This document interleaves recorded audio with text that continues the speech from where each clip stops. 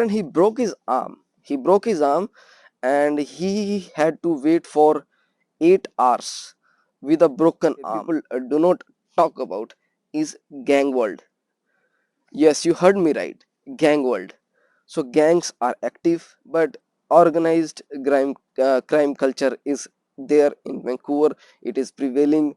Narcomany is there. Everything is there. Coming to Canada, boy, it's like another world's king is this world's taxi driver. So this is the situation. Hello everybody and welcome to this YouTube channel. This is your Canadian friend Ankit, and in this video I'm going to talk about certain things which you should keep in mind before you are moving to Canada, either on a student permit or PR. So these things I think you should know before you are coming to Canada, so that you have a good picture of what you are getting into. Talking about the environmental part of Canada, Canada is very beautiful, no doubt about it. It's very beautiful, and if you are a person who loves snow or who loves winter, then Canada is very good for you to come. If you talk about certain parts of Canada, see, if you go if we talk about Toronto side, or we talk about Montreal, or we talk about any other part excluding Vancouver where I am right now. Vancouver, it's a different game ball altogether. Vancouver, the environment is still okay, but it rains a lot. 60%, 70% of the time it is like you'll be drenched in rain. Some people say the molds grow inside your head, so that much of humid and um, sticky kind of environment is there in Vancouver. Except that the environment of most of Canada, for majority of time, like 6 to 8 months, it is covered with snow. So if you can tolerate that much of snow, yes, I think those places are good for you. So a very important thing that you should know about is healthcare. Well, in Canada, the health industry right now, or the health sector right now, it's crumbled. There is like lot of wait time, anything else but wait time.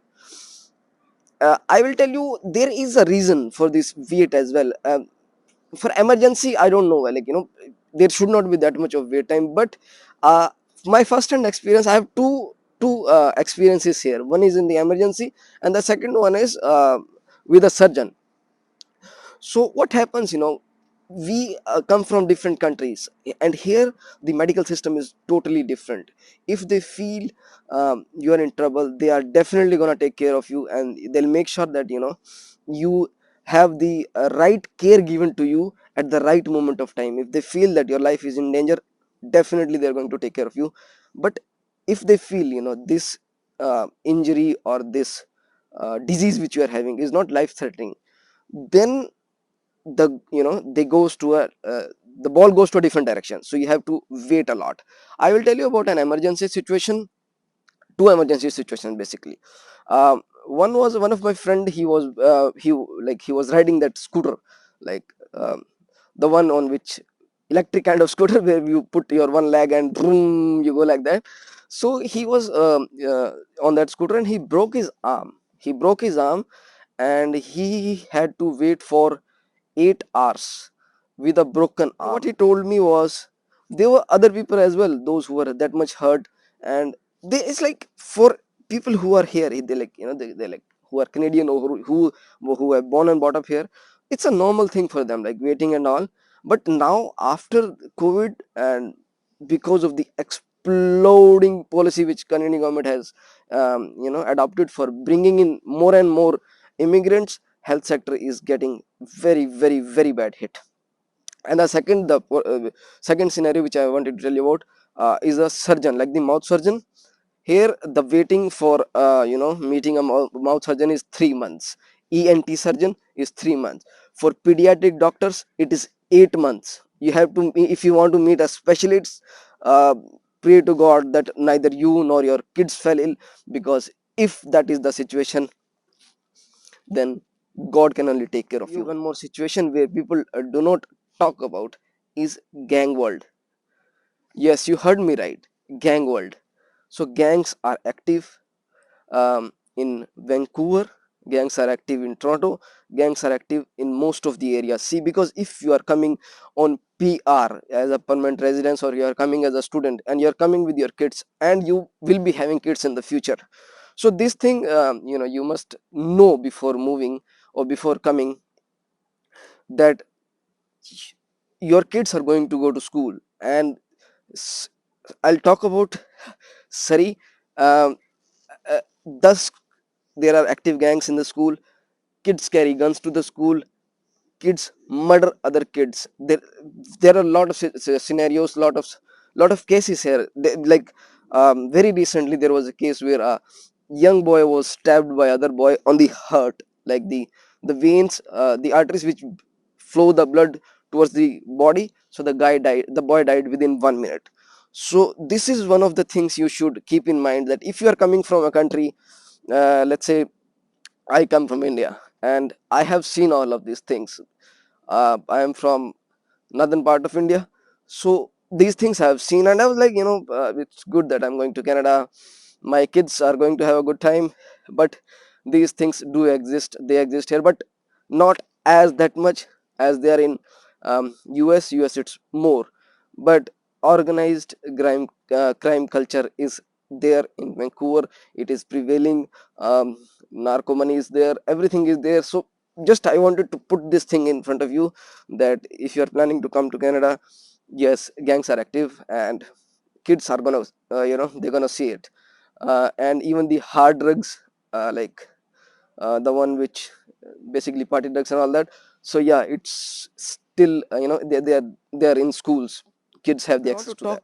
More about, and tell you more about the job situation right now in Canada. Canada has oversupply of overqualified immigrants, people like me. And I've seen more and more people like, who are an expert in their field, who are expert in whatever they do, maybe accounting, in IT, in marketing, in healthcare, like pharma selling. But the problem here is, the economy of Canada, it's more inclined towards who, like, the businessmen who want to do their business. It is good for them. If you're coming on a peer, it's a good opportunity for you. And if you do have the business mindset, then yes, you can achieve a very good successful life here. What happens is, people who are rich are getting more rich, and immigrants are coming. There is a cap. I've observed this thing, maximum salary which people are making with the 10 to 15-year experience is 1.5, like, 1000 $1,50,000. So that is the amount of maximum cap money that people are earning, and with that there are a lot of taxes. If you are earning, let's say if you are earning $100,000, from $100,000, the tax is somewhere around 22 to $25,000. So that much amount of money is already gone.